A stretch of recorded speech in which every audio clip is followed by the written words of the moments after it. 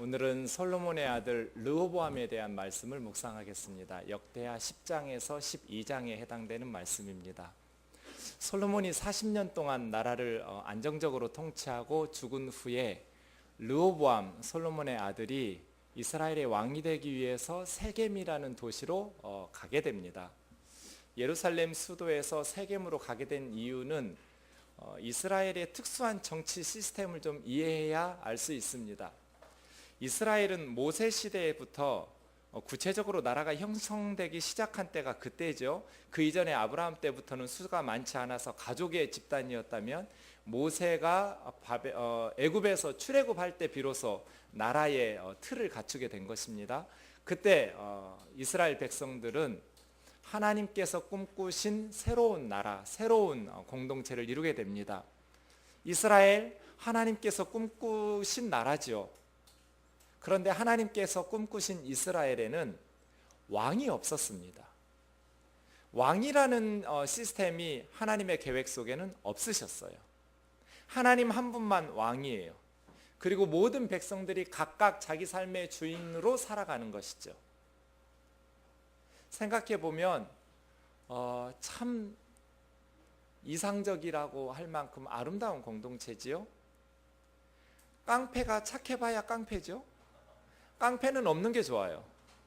왕이 있어봐야 왕이에요.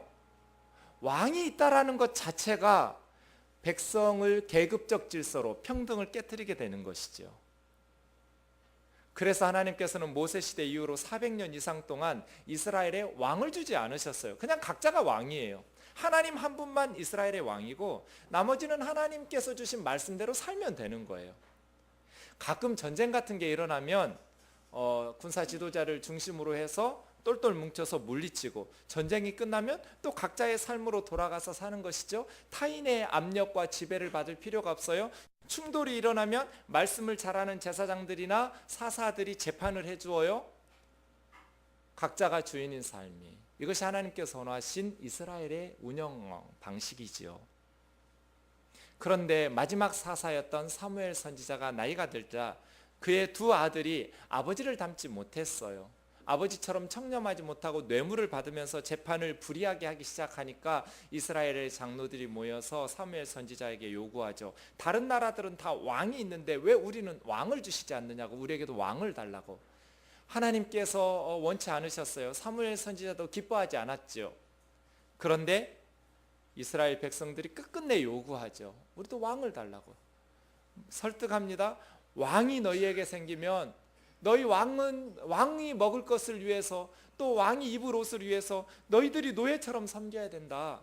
너희 아들들이 전쟁터에 끌려가게 될 것이다. 너희 딸들이 왕궁에 가서 시녀가 될 것이다. 너희는 종이 된다. 그런데도 이스라엘 백성들이 막무가내로 왕을 달라고 요구합니다. 그래서 하나님께서는 그들에게 왕을 주십니다.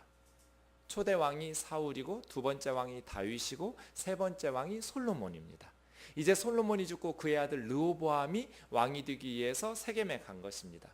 그러니까 왕 이전의 사사시대의 12지파 운영 시스템, 그래서 솔로몬의 아버지 다윗도 처음부터 이스라엘 12지파 전체 왕이 아니었습니다. 남쪽 헤브론 지역의 남부 지역에만 왕이었어요. 7년 6개월을 그랬어요. 나중에 북쪽 지파들이, 장로들이 협력을 얻어서 33년간 12지파 전체의 왕 역할을 했던, 다윗조차도 그랬습니다. 이스라엘의 정치 시스템은 초대로부터 왕이 있어서 시작된 나라가 아닙니다. 왕이 없었습니다. 각자 12지파가 흩어져서 각자 하나님의 말씀에 순종해서 살아가고 있던 그런 영향력들이 남아있어서 솔로몬이 죽으니까 그의 아들 르호보암이 왕 되기 위해서 세겜이라는 북쪽 도시로 올라가게 된 것입니다. 북쪽 지파 사람들이, 북쪽의 사람들이 솔로몬을 호출해서 왕으로 계속 지지할 것인지 이렇게 의견을 조율하게 되는 것이지요. 하나님께서 꿈꾸신 세상, 소수의 사람들을 위해서 다수의 백성들이 노예가 되는 그런 왕이 있는 사회가 아니었습니다. 우리 뜨인돌 공동체에 왕이 없기를 바랍니다. 하나님 한 분만 왕이면 돼요. 나머지는 각각 우리에게 주신 하나님의 말씀대로 우리가 순종해서 살면 돼요. 아무데나 가서 머리 드밀고 안수받지 마시기를 바랍니다. 아무 데서나 무릎 꿇지 마세요. 하나님께서도 우리를 존중하시잖아요. 하나님께서는 왕 주시기 싫었어요? 그런데도 불구하고 이스라엘 백성들이 고집을 피우니까 불보듯 뻔하게 불행한 역사가 펼쳐질 걸 아심에도 불구하고 하나님께서는 허락하셨어요. 하나님은 인간의 의견을 매우 중시하시는 분이에요. 한 사람 한 사람의 의견을 이렇게 존중하시는데 우리 인간들이 다른 사람을 왕노릇하면서 지배하고 압제하고 착취하는 것은 옳지 못하지요. 우리 뜨인들 공동체는 갈라디아서 5장 13절처럼 우리 같이 한번 읽어볼까요? 시작. 형제들아 너희가 자유를 위하여 부르심을 입었으나 그러나 그 자유로 육체의 기회를 삼지 말고 오직 사랑 안에서 서로 종노릇하라. 우리 교회는 종들만 있기를 바랍니다. 왕노릇하려는 자들이 없기를 원합니다. 여러분 가정에도 종들만 있기를 원합니다. 서로 종노릇하는 가정, 왕이 되어서 다른 사람들을 압제하고 지배하려고 하지 않는 사랑 안에서 종노릇하는 공동체, 그러한 공동체가 교회지요. 이제 솔로몬이 죽고 그의 아들 르호보암이 왕이 돼야 되는데 북쪽 지파들이 솔로몬을 세겜으로 불렀어요. 그래서 요구합니다. 그들의 요구가 10장 4절에 나와 있는데 단순합니다. 당신의 아버지께서 우리에게 멍에를 무겁게 했습니다. 그러니 이제 당신이 왕이 되시거든 당신 아버지께서 시킨 고역과 우리 무거운 멍에를 좀 가볍게 해주십시오. 단순하죠? 솔로몬이 화려한 사치적인 생활, 또 많은 건축을 하기 위해서 백성들에게 강제 노역을 시키고 많은 무거운 세금을 걷어들인 것을 좀 가볍게 해달라는 거예요. 약속도 덧붙였어요. 그러면 우리가 당신의 종이 되겠습니다. 솔로몬의 아들이시여, 당신 아버지가 우리를 너무나 힘들게 했습니다. 그러니 그 노역과 강제 노동과 무거운 멍에인 세금을 가볍게 해주시면 우리가 섬기겠습니다. 이 표현들이 출애굽기의 표현들하고 똑같습니다. 출애굽기 2장 23절을 제가 앞에 써놨는데 이스라엘 자손이 고된 노동으로 말미암아 탄식하여 부르짖었고 그 고된 노동의 부르짖음을 하나님께 상달돼서 하나님께서 이스라엘을 구원하셨다. 애굽의 바로 왕은 하나님의 백성인 이스라엘 백성들에게 강제 노역을 시켰는데 고된 노동으로 탄식하면서 근데 솔로몬이 똑같이 한 거예요. 애굽의 바로 왕하고. 하나님께서 꿈꾸신 세상이 아니죠. 하나님께서 꿈꾸신 하나님의 백성들의 삶의 모습은 하나님이 눈에 넣어도 아프지 않은 그 하나님의 백성들이 자유롭게 사는 거예요. 행복하게 사는 것이죠. 그런데 솔로몬은 마치 애굽의 바로 왕처럼 이스라엘 백성들에게 탄식하면서 부르짖도록 고된 노역을 시킨 것이죠. 무거운 세금을 먹여서 그의 사치 생활에 충당한 것이죠. 이제 북쪽의 지파 10지파 사람들이 솔로몬이 죽자 그의 아들에게 좀 낮추어 달라고, 우리 멍에를 좀 가볍게 해달라고 요청하고 있습니다. 그때 이 르호보암이 이야기하죠. 3일만 시간을 달라고. 그래서 그 3일 동안 조언을 구하는데 두 부류의 조언이 있었습니다. 우선 아버지와 함께 정치했던 원로그룹에게 조언을 구하니까 원로그룹 르호보암에게 말합니다. 왕이 그 백성들에게 선대에서 후대에서 선하게 말해 주십시오. 백성들이 요구하는 것처럼 무게를 좀 가볍게 해주라고. 그러면 그들이 영원히 당신을 섬길 거라고. 솔로몬과 함께 세상 나라들이 부러워할 만한 위대한 역사를 일구었던 원로들입니다. 그 원로들은 솔로몬과 함께 세상에 없던 위대한 것들을 이루었지만 그 솔로몬이 이룬 건축과 그 사치스러운 삶을 위해서 백성들의 눈물과 한숨 소리를 듣고 보았던 것이죠. 원로들은 분위기 파악한 거예요. 지금 민심이 흉흉하잖아요. 지금 요청하고 있어요. 왕이 되어야 할 선 왕의 아들에게 우리의 멍에를 좀 가볍게 해주시면 우리가 왕으로 섬기겠습니다. 매우 지혜롭고 현실 감각 있게 조언을 했어요. 원로들은 더 이상 세상에서 이룰 야망이 없잖아요. 일선에서 물러선 사람들이에요. 아버지 때의 사람들이에요. 그러니 젊은 왕의 귀에 듣기 좋은 아첨을 하지를 않았어요. 현실 감각을 갖춘 지혜로운 조언을 내렸어요. 그런데 그 말을 이 르호보암이 버렸어요. 그리고 자기와 함께 자란 젊은 정치인들의 말을 들었어요. 그 젊은 정치인들이 말해요. 왕은 얕보이면 안 됩니다. 가서 말하십시오. 내 새끼손가락이 우리 아버지 허리보다 굵다. 이런 뻥이 어디가 있어요? 그리고 이렇게 불효막심한 말이 어디가 있어요? 돌아가신 아버지의 허리보다 자기 새끼손가락이 더 굵다니요. 우리 아버지는 멍에를 무겁게 했지만 나는 더 무겁게 할 것이라고. 누구든지 그것에 반항하면 우리 아버지는 가죽 채찍으로 쳤지만 나는 정갈 채찍으로 칠 거라고 말하십시오. 정갈은 독이 있는 곤충이에요. 그러니 가죽에다가 독을 집어넣어가지고 날카로운 것들을 박아놓고 뚫어 패겠다는 거예요. 철혈 정치죠. 그런데 세상에서 가장 지혜로웠던 솔로몬, 그의 아들 르호보암은 지혜라고는 약에 쓸래야 찾아볼 수 없는 인물이었어요. 현실 감각도 없고 말씀에 대한 지혜도 없었어요. 그래서 그 중요한 순간에 3일 후에 북쪽의 장로들을 만나서 젊은이들의 조언대로 그대로 말해요. 우리 아버지가 멍에를 무겁게 했지만 나는 더 무겁게 할 거라고. 만약에 거역하는 자 있으면 우리 아버지는 가죽 채찍으로 쳤지만 나는 정갈 채찍으로 내리칠 거라고. 그래서 열지파 사람들이 세이 굿바이 했어요. 다윗의 집이여, 네가 우리와 무슨 상관이 있느냐? 우리가 죽도록 다윗 왕조를 지지해도 우리에게 돌아올 유업이 없다. 우리에게 돌아오는 것은 채찍밖에 없다 하니 더 이상 우리가 무슨 의미를 두고 저 솔로몬의 후손, 다윗의 후손을 지지하겠는가? 각각 집으로 돌아가자. 다윗의 아들, 다윗의 자손아, 너는 네 집에 돌아가서 니네 집이나 다스려라. 북쪽의 열지파가 반기를 들었어요. 왕이 왜 있어야 됩니까? 백성들을 위해서 존재하죠. 왕을 위해서 백성이 존재하는 게 아닙니다. 나라가 왜 있어야 됩니까? 백성들을 위해서 나라가 있는 것이지 나라를 위해서 백성들이 있는 게 아닙니다. 목사가 왜 있습니까? 성도들을 위해서 존재합니다. 목사를 섬기라고 성도들을 하나님께서 만드신 게 아닙니다. 교회는 왜 존재합니까? 성도들을 위해서 존재합니다. 교회를 위해서 성도들을 도구 삼아서 무슨 위대한 일을 하겠다고 성도들을 착취한단 말입니까? 르호보암의 대답은 어리석기 짝이 없었습니다. 이제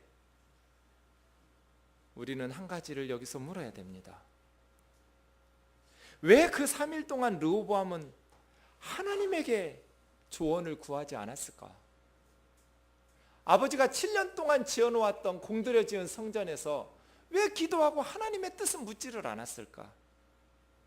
성전만 화려하게 지어놓으면 뭐합니까? 성전은 만민이 기도해야 될 기도의 집 아닙니까? 르호보암이 이 순간 기도를 안 합니다. 두고두고 후회했을 거예요. 불과 며칠 만에 나라가 두 동강이 났어요. 두 나라 망할 때까지 이 며칠간의 고민과 선택이 영원히 이스라엘을 둘로 쪼개버렸어요. 역사를 되돌이킬 수 있었다면 르호보암은 그렇게 대답하지 않았을 거예요. 나라를 쪼개는 선택을 하지는 않았을 거예요. 이렇게 중요한 결정을 앞두고 왜 르호보암은 기도하지 않았느냐는 거예요. 그 어느 순간보다 열심히 기도했어야 될 시기잖아요. 사람들의 조언과 지혜는 구하면서 왜 하나님의 지혜는 구하지 않느냔 말이에요. 사랑하는 띵도 성도 여러분, 항상 기도하시기를 원합니다. 사람의 지혜를 구하는 것 중요하지만 무엇보다도 하나님이 주시는 지혜를 추구하시기를 원합니다. 그렇게 나라가 둘로 분리됐습니다. 그리고 역대하 11장으로 넘어가면 뭐 할까요? 몇백 년 동안 하나의 나라였던 나라가 둘로 나눠졌어요. 통일하겠다고 전쟁하죠. 1945년 7월에 포츠담 회담이 열렸습니다. 소련과 미국의 수뇌부들이 모여서 한반도를 놓고 대충 중간쯤인 38선을 그었습니다. 그리고 아직 남아있는 일본군들을 몰아내기 위해서 북쪽에서 소련 군대가, 남쪽에서 미군이 쳐들어 올라가서 38선에서 만나자 했습니다. 그것이 완수되고 이제 분할 통치하기 시작하고 1947년에 미군과 소련군이 떠난 후에 한반도에는 전혀 다른 두 개의 정부가 형성됩니다. 그러면 뭐 할까요? 통일하겠다고 전쟁하죠. 이승만 대통령 공공연히 북침을 주장했습니다. 6.25 이전에 이미 몇 년 동안 38선 부근에서는 굉장히 심각한 전쟁의 기운들이 흘렀습니다. 이승만 대통령의 공공연한 북침 주장을 듣고 미군이 군 병력을 약화시킵니다. 그런데 북은 계속해서 군사력을 증강시킵니다. 이틀 만에 서울이 점령당했습니다. 이건 전쟁이 아닙니다. 싸움이 안 됐습니다. 처음부터. 유엔군의 도움이 없었으면 우리는 공산화 됐겠지요. 남북 이스라엘이 갈라졌습니다.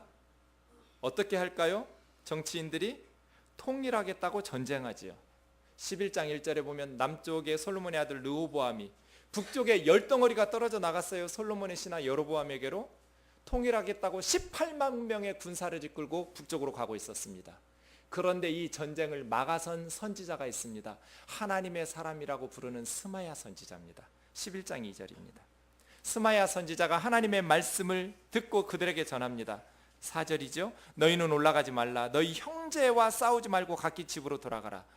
이 국가의 분단이 나로 말미암아 시작되었다. 하나님께서 하신 일이라는 거예요. 솔로몬의 타락과 르호보암의 고집스러운, 계속해서 백성들을 착취하겠다는데 하나님께서 어떻게 통치를 하고 정치를 하든 이스라엘 백성들을 그 밑에 백성으로 두어야 돼요? 그럴 수 없잖아요. 솔로몬의 착취와 그의 아들 르호보암의 착취하겠다라는 정견을 들으시고 하나님께서 10지파를 그의 신하 여로보암에게로 돌린 것입니다. 이 분단이 나로 말미암아 시작되었으니 너희는 형제끼리 싸우지 마라. 각기 집으로 돌아가라.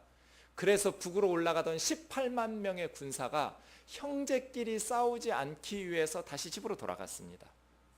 참 정치 리더십에 타격이 있을 법한 회군입니다. 그럼에도 불구하고 르호보암에 귀한 것은 이 스마야 선지자의 말씀을 듣고 전쟁을 포기했다는 것입니다.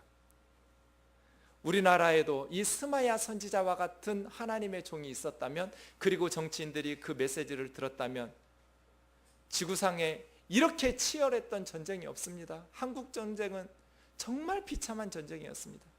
형과 동생이 총뿌리를 겨누고 싸우지 않았습니까? 친척들끼리, 가족들끼리 갑자기 둘로 나눠져 가지고 전쟁하고 싸우고 죽이는데, 그 짧은 순간에 그 많은 수가 죽임을 당하는 전쟁이 세계 역사에 찾아보기 어렵습니다. 지금도 그렇다고 생각합니다. 자기 정파의 이익을 따라서 남과 북이 서로를 향해서 백성들에게 증오심을 부추기는 교육, 증오심을 부추기는 발언들, 전 그것은 하나님의 메시지가 아니라고 봅니다. 스마야 선지자처럼 너희는 형제들과 서로 싸우지 마라. 각기 집으로 돌아가라. 우리는 형제들과의 싸움을 부추기고 우리 속에 증오심과 미움을 부추기는 모든 것으로부터 멀어져야 된다고 믿습니다.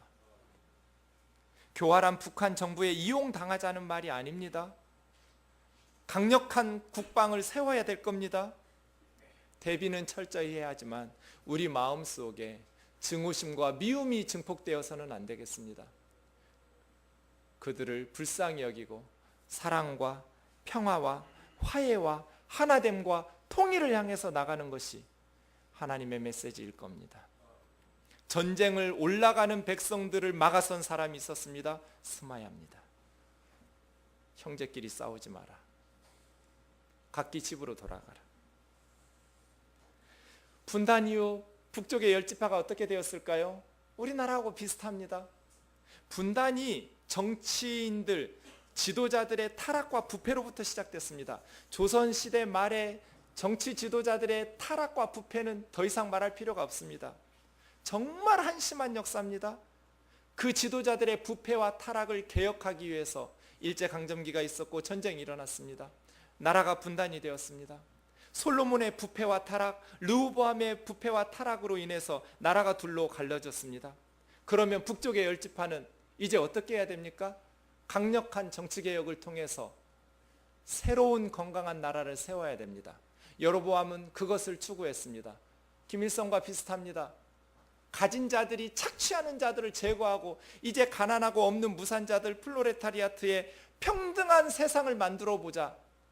북이스라엘이 그랬던 것 같습니다. 그동안 착취당하고 우리를 강제 노역시키고 무거운 세금을 뜯어갔던 정치 세력으로부터 벗어나서 이제 우리끼리 잘 살아보자. 좋은 내용입니다. 그런데 결정적으로 실패할 수밖에 없는 정책을 펼치는 것이 있습니다. 그것이 11장 13절부터입니다. 나라가 둘로 분단된 이후에 북쪽에서 많은 사람들이 남쪽 유다로 넘어왔습니다. 그들 중에 제사장들과 레위인들이 많았습니다. 왜냐하면 여로보암이 그동안 섬겼던 제사장과 레위인들을 해임시켰기 때문에 그렇습니다. 더 이상 제사장 역할 못하도록 쫓아냈습니다. 그리고 평민들 중에서 제사장이 소 한 마리, 염소 7마리 그 정도 주면 그냥 제사장을 시켜줬어요. 뿐 아닙니다. 모든 북쪽에 산당들을 세워놓고 금송아지 2마리를 저 북쪽의 단과 남쪽의 베델에 세워놓고 이게 하나님이라고 외쳤습니다. 개혁을 외쳤습니다. 그동안 제사장 노릇했고 목에 힘주던 사람들 해임시키고 몰아내고 평민들 중에도 자원하는 사람 누구든지 제사장 하게 했습니다. 그런데 결정적으로 북쪽 사람들은 하나님을 제거시켜버립니다. 금송아지를 만들어 놓고 하나님으로 숭배하게 만드는 것이지요. 그러니 이제 지도자들의 착취와 억압을 벗어나서 우리가 사람다운 삶을 사는 세상을 만들어보자. 살맛 나는 세상, 사람다운 삶을 살아가는 세상, 그러한 세상을 꿈꿨는데 결정적으로 하나님을 제거시켜버리니까 북이스라엘은 남쪽보다도 더 타락하게 돼버렸습니다.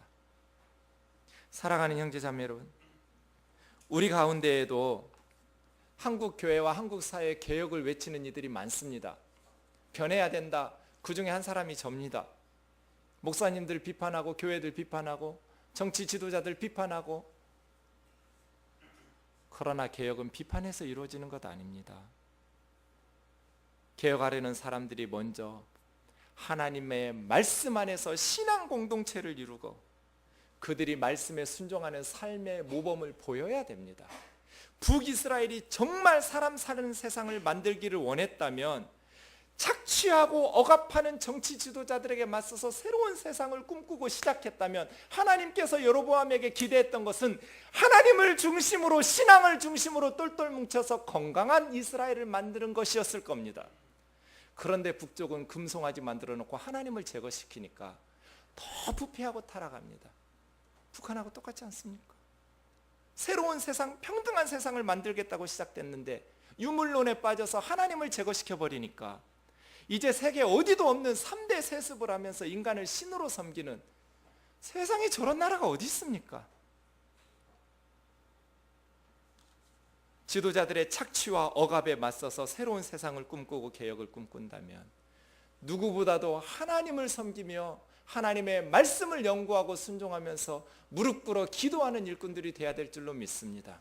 우리 뜨인돌교회가 한국교회를 개혁하기를 원하고 조그만 역할이라도 긍정적인 역할을 하기를 원한다면 다른 교회 비판하고 목사들 저주하고 욕하는 것이 아니라 우리 자신이 먼저 하나님 앞에 말씀 앞에 회개하고 말씀에 순종하고 하나님의 말씀을 배우고 기도의 무릎을 꿇어서 하나님과 함께하는 개혁자들이 되어야 될 겁니다.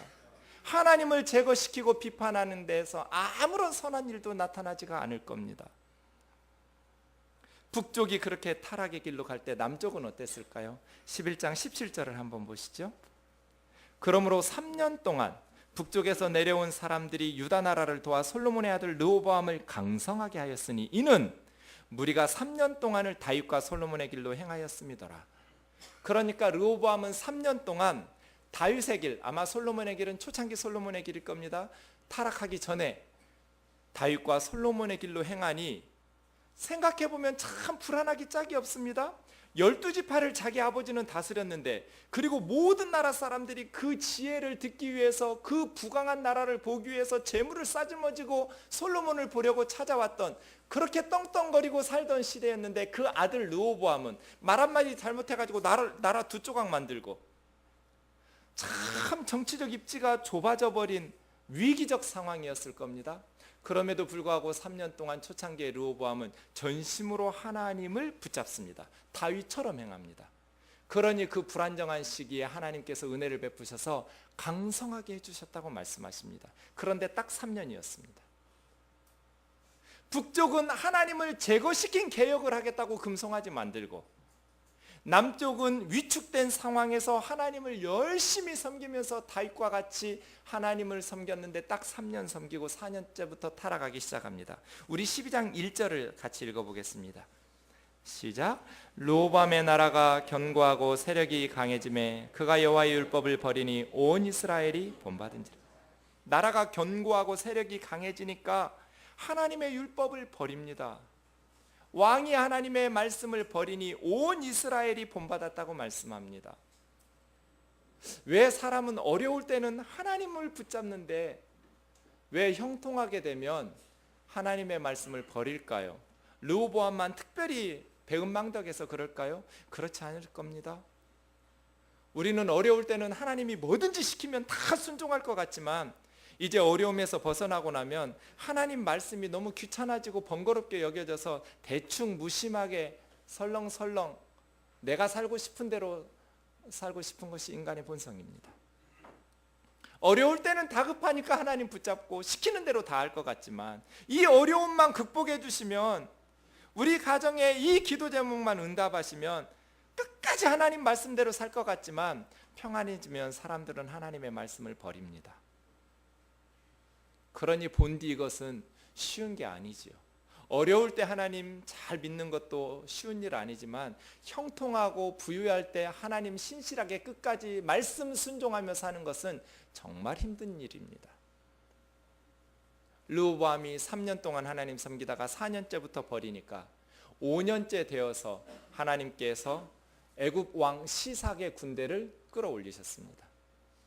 애굽 왕 시삭이 파죽지세로 이스라엘의 모든 견고한 성읍들을 다 무찌르고 정복하고 올라옵니다. 예루살렘 코앞까지 다가오니까 이제 예루살렘이 난리가 났습니다. 르호보암 왕과 방백들이 모입니다. 그때 하나님의 사람, 전쟁을 막았던 스마야 선지자가 다시 등장합니다. 그래서 왕과 이스라엘 백성들에게 뭐라고 말하냐면 5절입니다. 너희가 나를 버렸으므로 나도 너희를 버려 시삭의 손에 넘겼노라. 하나님 그렇게 말씀하셨다는 거예요. 당신들이 하나님을 버렸기 때문에 하나님께서도 당신들을 버리신다. 그래서 지금 애굽 왕 시삭의 손에 넘기신 거다. 하나님께서는 우리가 무슨 짓을 해도 우리는 하나님의 백성이고 그들은 우상 숭배자들이니까 우리가 이길 거야. 그렇지 않습니다. 우리가 하나님을 버리면 하나님께서도 우리를 버리십니다. 그래서 징계의 회초리를 들어 애굽 왕 시삭과 같이 그러한 고난을 받게 하십니다. 그러자 6절, 이스라엘 방백과 왕이 스스로 겸비하여 하나님은 의로우시다고 회개합니다. 우리가 받는 벌이 합당합니다. 하나님이 옳습니다. 우리가 잘못했습니다. 인정하면서 회개한 것입니다. 하나님의 문제는 마음이 너무 약하시다는 겁니다. 그것도 회개하는 걸 들으시고 7절에 하나님께서 스마야 선지자에게 또 말합니다. 아, 왕과 이스라엘 방백들이 스스로 겸비하여 회개한 것을 네가 보았느냐? 나도 보았다. 그러니 내가 그들을 멸하지 않겠다. 내가 조금 구원하여서 완전히 멸망은 안 시키고 그들을 구원해 주겠다고 말씀하십니다. 그러나 그들이 시삭의 종이 되어서 나를 섬기는 것과 이방 나라 왕들을 섬기는 것의 차이를 알게 될 것이라고 말씀하십니다. 여러분, 우리는 이렇게 알지 않기를 원합니다. 이방 나라의 지배를 받으면서 하나님이 왕으로 다스리시는 삶과 세상 사람들이 지배하는 삶이 어떻게 다른지 그 차이점을 우리가 경험해 봐야 합니까? 지혜로운 사람은 말씀을 통해서 배우고 어리석은 사람은 직접 당해봐야 배웁니다. 지혜로운 사람 되기를 원합니다. 하나님만 왕이면 되지, 우리가 하나님 말씀 불순종해서 세상 사람들에게 짓밟히면서 하나님이 왕이실 때와 세상이 왕일 때 그거 차이를 굳이 우리가 경험해 봐야 알겠습니까? 하나님께서 너희가 시삭의 종이 되어 섬기면서 내가 왕이었을 때와 세상 나라 왕들이 너희의 왕일 때의 차이점을 알게 될 것이라고 말씀하십니다. 그렇게 9절을 보시면 애굽 왕 시삭이 예루살렘에 와서 예루살렘 성전과 왕궁에 있는 보물들을 다 빼앗아가고 또 솔로몬이 만들었던 금 방패들을 다 빼앗아갔다고 말씀합니다. 역대하 9장 15절과 16절에 보면 솔로몬이 금방패를 만듭니다. 큰 금방패를 200개를 만들고 작은 금방패를 300개를 만들었습니다. 그런데 큰 금방패 만드는데 금이 하나당 600세겔 들었습니다. 이거 약 6kg가 넘는 어마어마한 6kg이 넘는 금으로 방패 하나씩 만들었어요. 그렇게 200개, 1.2톤이에요. 그리고 작은 방패는 300개를 금으로 만들었는데 그거는 300세겔이니까 하나당 3kg가 넘어요. 대충 한 1톤쯤 돼요. 그러니까 2.2톤, 2톤이 넘는 금으로 방패 500개 만들었어요. 그런데 보세요. 애굽왕 시삭이 올라와서 한순간에 다 뺏어갔어요. 성전에 있던 보물들, 왕궁에 있던 보물들, 금으로 만든 접시들, 방패들 다 긁어갔어요. 그거 하늘에서 떨어진 것 아니죠. 땅에서 솟아난 것 아니죠. 백성들이 무거운 멍에를 짊면서 다 토해낸 거죠. 솔로몬은 도대체 뭘 한 걸까요? 한순간에 사라져버릴, 한순간에 빼앗겨버릴 그 보물과 그 건물을 위해서, 나중에 바벨론에 의해서 하루아침에 무너지는 성전을 위해서, 그 왕궁을 위해서 그렇게 많은 시간, 23년, 그렇게 많은 물질, 그렇게 많은 사람들을 강제로 동원해가지고 백성들 편히 살게 하지 아니하고 착취하고 뜯어내서 결국 다 모아놓은 것이 하루아침에 사라져버리는 그런 정치인이었던 거예요. 솔로몬의 속사를 들여다보면 성경이 고발하고 있는 솔로몬은 애굽의 바로 왕하고 다를 게 하나도 없는 사람이에요. 우리는 어떻습니까? 솔로몬이 그 많은 재물을 사람들에게 쏟아부었다면, 한 사람 한 사람 이스라엘 백성들에게 하나님의 말씀을 가르치는 데 쏟아부었다면, 그리고 말씀대로 살게 하는데 40년이라는 시간을 쏟아부었다면 그의 아들 로보암이 3년 만에 이렇게 우상숭배자가 되지는 않았을 겁니다. 하루아침에 빼앗겨버릴 보물들을 위해서 그 많은 재물을 백성들로부터 착취해내는 게 그게 지도자입니까? 많은 목회자들의 이야기를 들어보면 하나님께서 자신을 크게 사용하실 거라는 음성을 들었다고 말합니다. 하나님께서 자기에게 크게 쓰시겠다고 기도응답을 주셨다고 하는데, 저는 정말 그 소리를 하나님에게 들었을까 마귀에게 들었을까 궁금할 때가 있습니다. 왜냐하면 비전은 큰데 행하는 소소한 일상생활이 도저히 이해가 안 되기 때문에 그렇습니다. 사람들 무시하고 성도들을 이용하려 하고, 자기 야망을 위해서 도구화 삼고, 거짓말로 둘러대고, 돈에 집착하고, 쾌락에 탐닉하고, 인문학적 소양도 없고 사회과학적 소양도 없고 성경 연구도 안 하고 자기를 갈고 닦지도 않는데 비전만 커요. 그렇게 크게 하기 때문에 한국교회는 문제가 아니겠습니까? 자기를 갈고 닦으려고 하지도 않는데 무슨 큰 일을 하나님께서 하시겠어요? 많은 분들이 저에게 질문합니다. 뜨인돌교회 비전이 뭐냐고. 그때마다 저는 대답합니다. 뜨인돌교회 비전은 비전이 없는 것이 비전입니다. 그런 비전이 어디 있느냐고. 뭘 하고 싶으냐고. 당신 목회 비전이 뭐냐고. 나는 목회 비전이 없는 게 비전이라고. 인간들이 세워놓은 계획, 그거 하나님이 주신 비전이라고 하면서 성도들을 막 동력화해가지고 뭔가 화려한 업적을 이루면 하나님 기뻐하실까요? 그저 저의 비전, 그저 우리 교회 공동체의 비전은 한 사람 한 사람에게 성경 제대로 가르쳐서 그 말씀을 순종하며 살아가도록 사는 공동체 만드는 것이지, 무슨 화려한 성전이나 왕궁이나 금방패 만드는 게 아닙니다.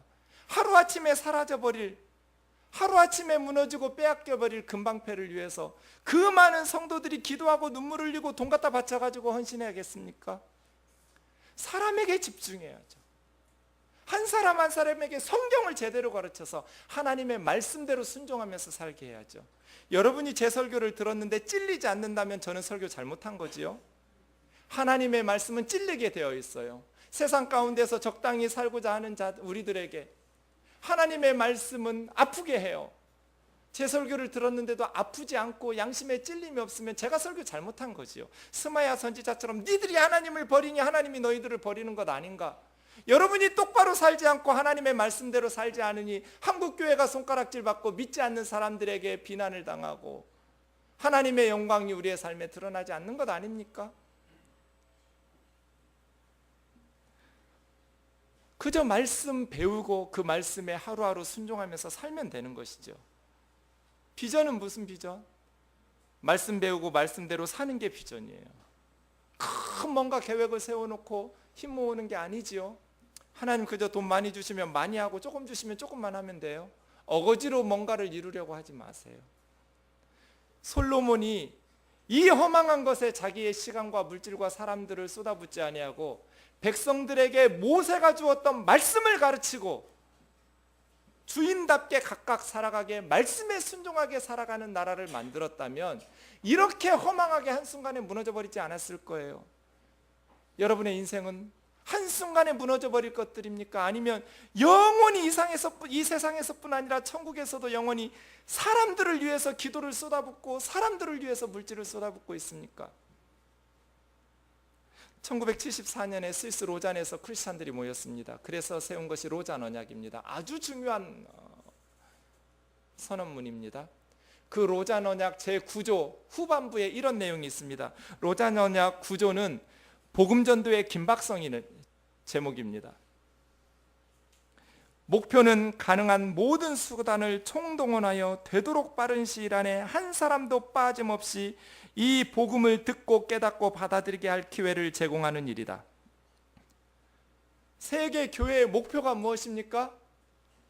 가능한 모든 수단을 총동원하여 한 사람도 빠지지 않게 가장 빠른 시일 내에 모든 사람이 예수 그리스도의 복음을 듣고 깨닫고 믿게 하는 기회를 제공하는 것 맞지 않습니까? 교회 사명이 이것 아닙니까? 희생 없이는 이 목적을 성취한다는 것은 기대할 수 없다. 수천 수백만 명이 당하고 있는 빈곤에 우리 모두가 충격을 받으며 이 빈곤의 원인인 불의에 대하여 우리는 분개한다.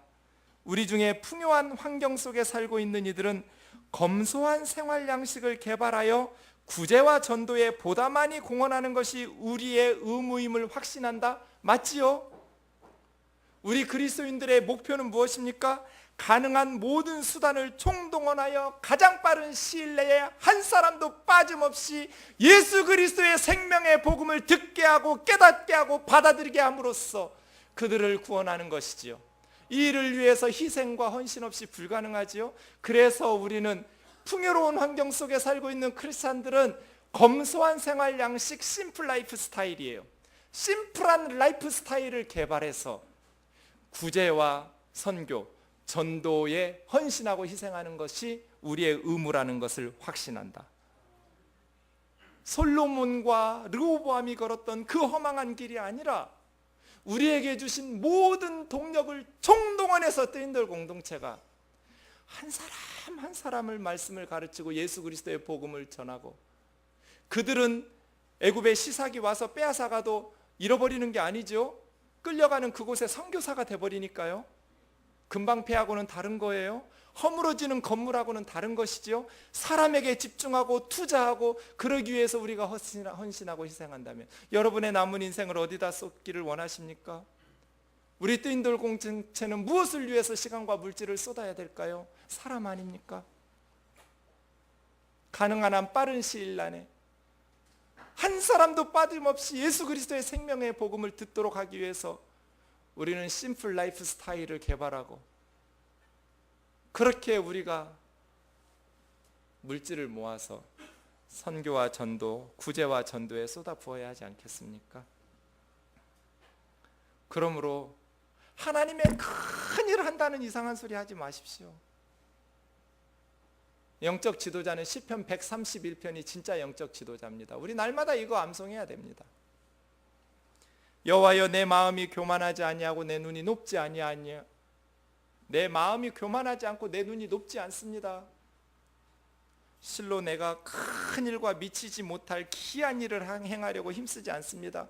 큰 일, 미치지 못할 기이한 일을 행하겠다고 제가 설치지 않겠습니다.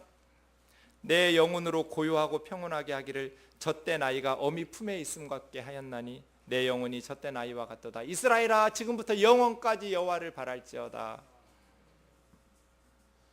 저와 여러분이 해야 될 일은 말씀 배우고 그 말씀대로 순종하면서 살아가면서 이 세상에 허물어져 버릴 허망한 데 인생을 쏟아붓지 아니하고 영원히 이 세상이 끝나도 영원히 남을 한 사람 한 사람을 위해서 쏟아붓는, 그들을 위해서 헌신하고 희생하는 인생 되기를 주의 이름으로 축원합니다. 르호보암이 왜 3년 만에 우상 숭배자가 되었을까요? 14절에 그 원인이 나와 있습니다. 우리 같이 한번 12장 14절을 읽어보겠습니다. 시작. 르호보암이 악을 행하였으니 이는 그가 여호와를 구하는 마음을 굳게 하지 아니하였더라. 왜 르호보암이 악을 행했어요? 여호와를 구하는 마음을 굳게 하지 아니하였어요. 르호보암이 악을 행했다고, 하나님의 말씀을 버렸다고 나왔는데 열왕기상 11장 22절에서 24절 보면 더 구체적으로 나와요. 르호보암이 그 이전 조상들이 행했던 것보다 더 많은 우상 숭배를, 하나님을 버리고 모든 산과 푸른 나무 아래서 산당들을 만들어 놓고 우상을 숭배했어요. 심지어 남색하는 사람들, 남색은 성전에서 예배드리고 오면 성적인 행위, 입에 담을 수도 없는 난잡한 행위, 그거 다 이방 사람들이 하는 거를 르호보암이 따라서 그 이전 어떤 세대, 어떤 조상들보다도 더 심각한 우상 숭배에 빠져서 시삭이 올라왔다는 거예요. 왜 르호보암이 이렇게 하나님을 섬기다가 말씀을 버리고 우상 숭배자로 되었을까요? 하나님을 붙잡는 마음, 그걸 견고하게 하지 않았어요. 여기서 하나님을 붙잡는 마음을, 여호와를 구하는 마음을 굳게 하지 않았다라는 것은 확고하게 하지 않았다는 거예요. 그냥 대충 하나님을 의지하였어요. 물렀어요. 견고하게 붙잡지를 않았어요. 그러니까 어려움이 있고 또 형통하게 되고 하니까 하나님 놔버리고 우상숭배 간 거예요. 이게 재밌거든요. 사랑하는 형제 자매 여러분, 예수 그리스도는 목숨 걸고 믿는 겁니다. 적당히 잡는 게 아니에요. 적당히 잡다가 기도응답 안 되는 것 같으니까 점쟁이 찾아가고 기웃기웃하고 이런 게 아니에요. 한 번 마음을 정하고 예수님을 믿기로 하면 비가 오나 눈이 오나 검은 머리 파풀이 될 때까지 믿는 거예요. 형통할 때나 어려울 때나 한결같이 믿는 거예요. 요한계시록 2장 10절 말씀처럼 서문학교의 성도들에게 예수님이 말씀하십니다. 너희 중에 몇 사람을 사탄이 시험하기 위해서 감옥에 넣을 거다. 그러나 10일 동안, 그 일정 기간 동안 환난 받을 때 두려워하지 마라. 네가 죽도록 충성하라. 충성하라는 말, 헌신하라는 말 아닙니다. 믿으란 뜻입니다. 너희가 죽더라도 믿어라. 그리하면 내가 생명의 면류관 너희에게 줄 거다. 너희가 죽으면 내가 생명을 주마. 목숨 걸고 나를 믿고 신뢰하라고 예수님 서문학교의 성도들에게 말씀하신 것이죠. 우리도 마찬가지죠. 그런데 르호보암은 하나님을 믿었어요. 그런데 3년 갔어요. 왜요? 확고하게 붙잡지를 않았어요. 하나님을 확고하게 찾지를 않았어요.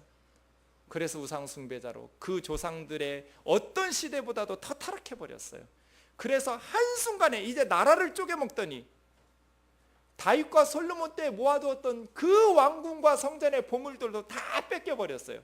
금방패 500개 다 뺏기고 나니까 노스로 방패 만들어서 보디가드 하는 사람들이, 경호원들이 왕이 성전 갈 때만 방패 들고 있다가 백성들이 보일 때는 창피하니까 다시 놋 방패는 창고에 숨겨두고, 이게 뭐 하는 짓이에요? 금방패 뺏겼다라는 것을 들키기 싫어서. 그 르호보암이에요. 처음 3년처럼 신실하게 끝까지 하나님 붙잡았다면 그가 그렇게 시삭에게 어려움 당하지 않았을 텐데.